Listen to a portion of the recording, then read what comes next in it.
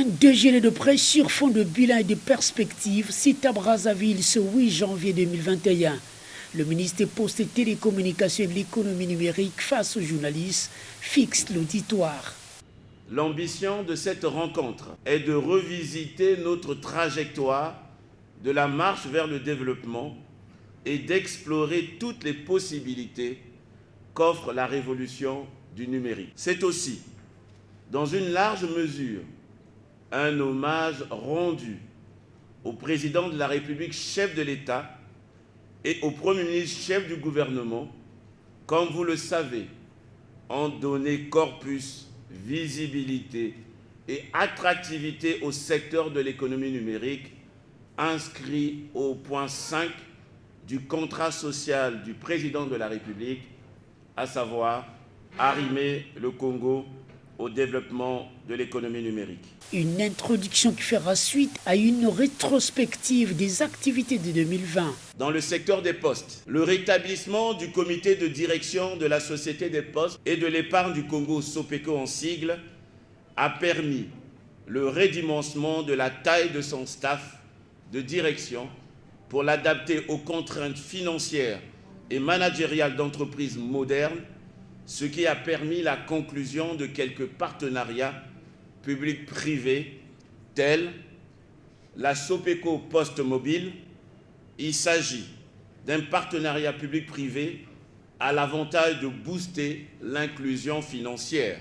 Grâce à ce partenariat et au plaidoyer du chef du département, la SOPECO a été retenue dans le projet Allocation aux populations vulnérables pour payer plus de 20 798 ménages vulnérables afin de lutter contre la pandémie à Covid-19. Notre pays, le Congo, a exonéré de toute taxe et impôt tous les téléphones portables, tous les ordinateurs portables, toutes les tablettes électroniques, toutes les caisses enregistreuses, tous les terminaux de paiement électroniques, ce qui aura pour conséquence de booster le secteur de l'économie numérique et qui impactera positivement les coûts de l'Internet et des terminaux dans notre pays. Mais le Central Afrique Backbone sera l'un des projets phares au niveau de la sous-région Afrique centrale et au Congo. Du projet Central African Backbone, initié par la volonté des chefs d'État et de gouvernement de la Communauté économique et monétaire de l'Afrique centrale, lors d'un sommet tenu en 2007 à N'Djamena au Tchad, vise à doter les pays de la sous-région d'un réseau en fibre optique capable de répondre à l'exigence d'une qualité du réseau nécessaire pour soutenir la transition numérique en cours dans toutes les régions du monde.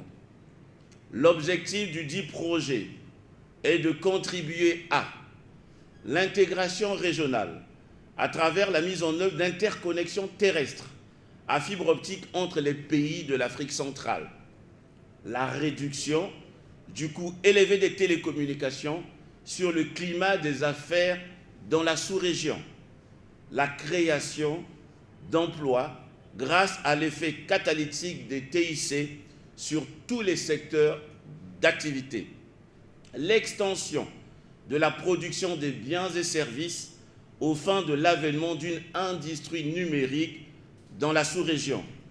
L'activité principale du projet Central African Backbone Congo concerne la construction des infrastructures à fibre optique sur l'axe terrestre, l'axe Ouesso-Ntam, pour l'interconnexion du Congo avec le Cameroun, emploie près de 600 ouvriers pour un taux d'exécution des travaux estimé à 53%.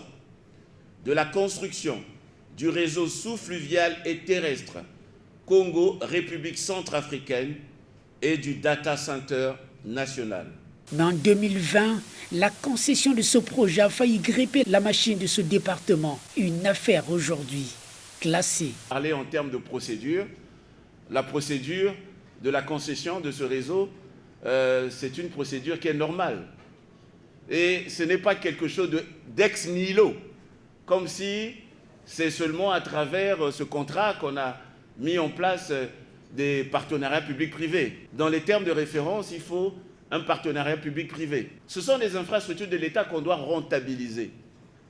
Ici, nous avions une infrastructure qui, depuis on va dire fin 2011, 2012, qui était totalement sous-exploitée, qui n'était pratiquement même pas exploitée. Pour nous, c'est de rentabiliser cette infrastructure tout en tenant compte du fait que nous devons assurer la souveraineté aussi numérique de notre pays. Donc on a pris le soin, dans le cadre de la concession de ce réseau, de mettre à l'écart quelques brins de souveraineté que l'État peut utiliser à sa guise et offrir par exemple à tel ou tel autre service ou à tel ou tel autre démembrement de l'État. Donc la question ne se pose pas puisqu'elle a été actée en Conseil de ministres. Avec 2021 s'ouvrent d'autres chantiers, mais aussi des préoccupations.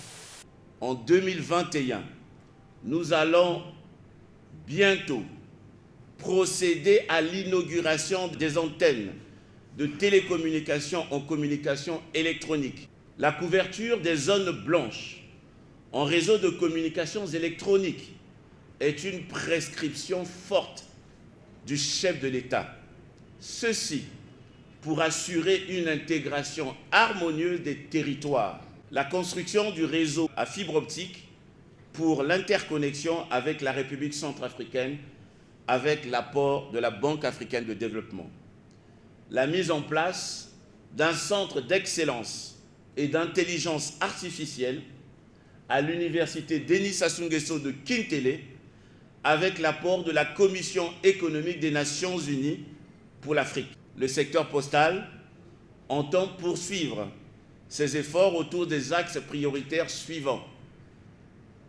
Préservation de la paix sociale à l'entreprise par le dialogue permanent comme seul moyen de règlement des différends.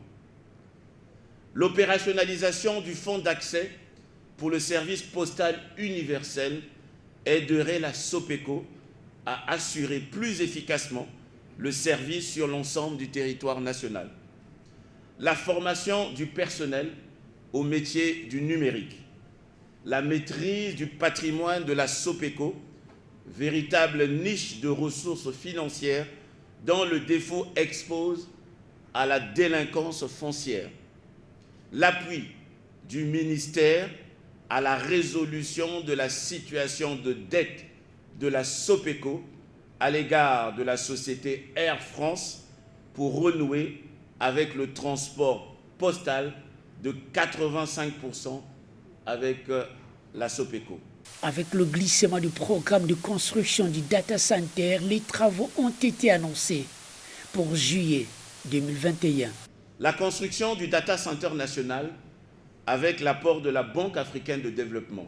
Le projet de construction du data center a accusé un retard de lancement de travaux.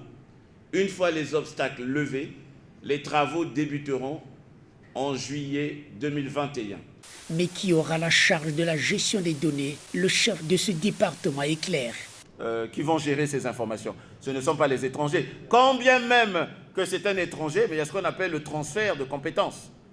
C'est-à-dire qu'on va renforcer les capacités des Congolais pour que les Congolais puissent avoir l'expertise nécessaire pour pouvoir manipuler ces instruments. Mais je peux vous assurer qu'on a des data centers dans notre pays. Si les pays de la CEMAC apprécient positivement les avancées technologiques, le schéma parcouru est encore long. Les États doivent investir pour une véritable industrie numérique dans la sous-région, mais ils sont également tenus de respecter les normes environnementales